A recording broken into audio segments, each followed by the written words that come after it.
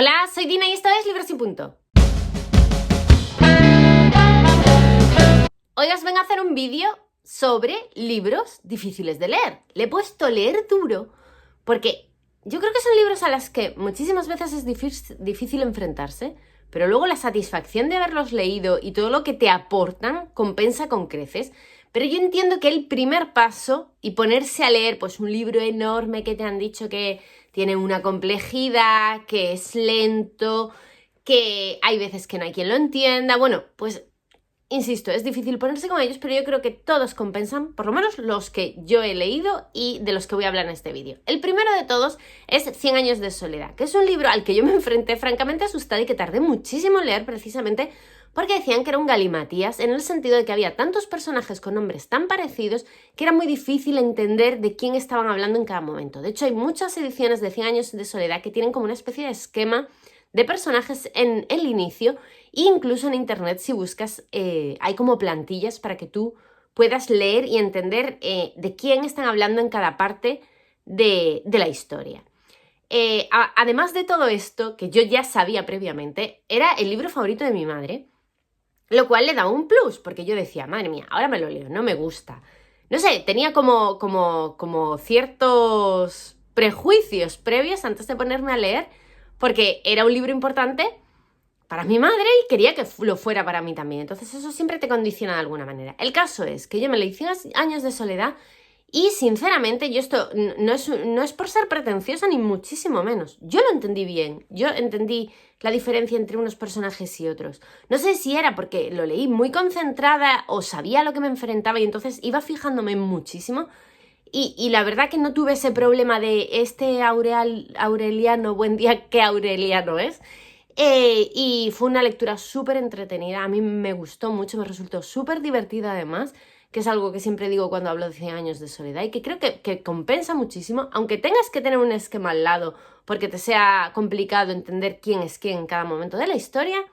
De verdad que compensa porque es un libro, bueno, no hace falta que yo diga nada de este libro, o sea, este libro yo creo que su fama habla por sí sola.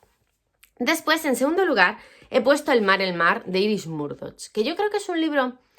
No es que tenga una prosa excesivamente complicada, porque no ese es el kit de la cuestión, pero es un libro muy, muy melancólico, es un libro muy largo y es un libro muy lento.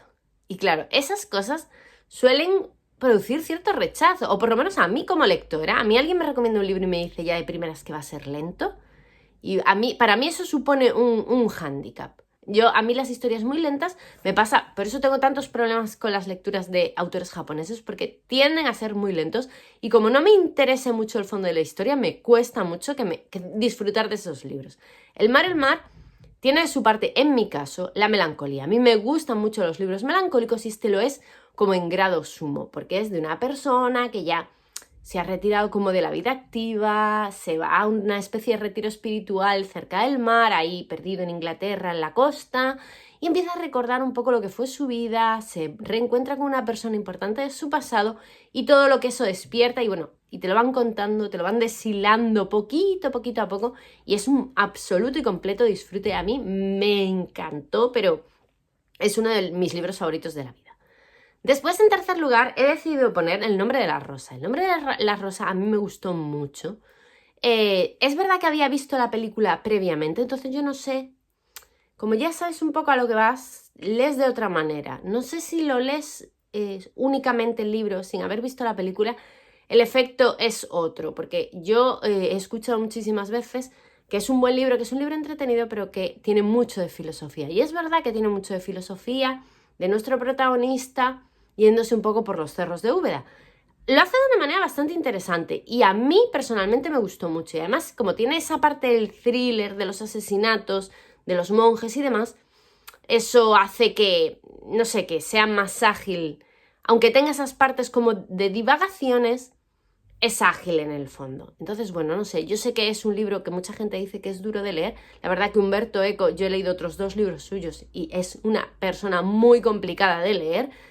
Muy, muy complicada, porque estoy recordando El cementerio de Praga, que para mí fue un completo y absoluto desafío. Pero bueno, en el caso del nombre de la rosa yo creo que está equilibrado y compensa y es un gran libro, aunque tenga esas partes más filosóficas y más de divagación. Después he puesto Memorias de Adriano. La verdad es que he puesto varios de mis libros favoritos de la vida, pero es que yo creo que merecen la pena, aunque sea leer duro, merece mucho la pena. Porque Memorias de Adriano, bueno, es el mejor libro del mundo y punto. No habría mucho más que añadir a eso.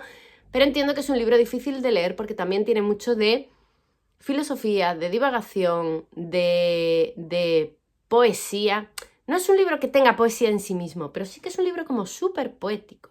Tiene ese lirismo a la hora de ser narrado que puede hacerlo denso e incluso lento.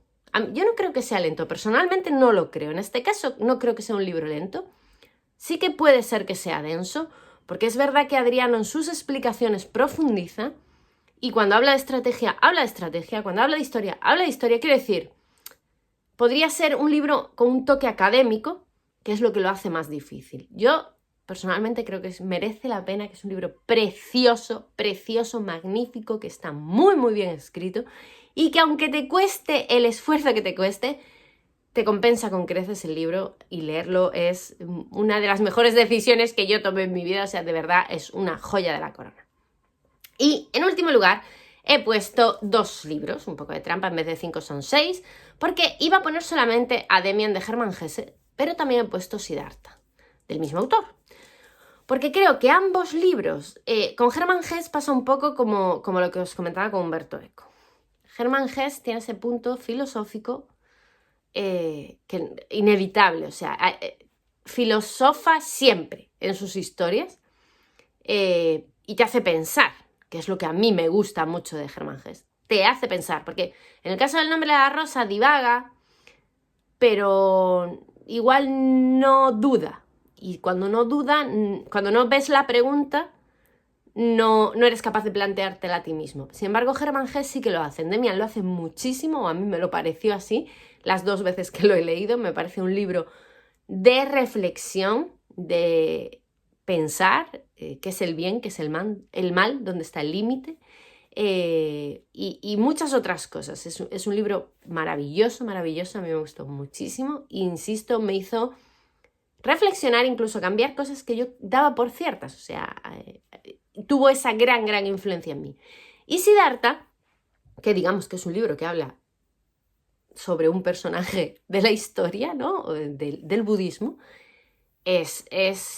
a mí me sorprendió mucho que me gustara ese libro. De hecho, cuando lo acabé, dije yo, uy, me ha gustado. Y no daba mucho crédito porque la historia no es precisamente una historia súper ágil, súper amena, no, es una historia que nos cuentan pues, la vida y obra de Siddhartha, que no deja de ser un personaje que medita mucho y se piensa mucho las cosas.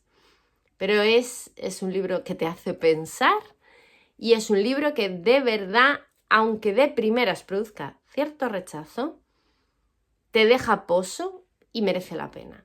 Y aunque sea de primeras una lectura dura, yo creo que acaba por ser más ágil, mucho más ágil de lo que pueda parecer de primeras, incluso casi más que cualquiera de los otros libros que menciono.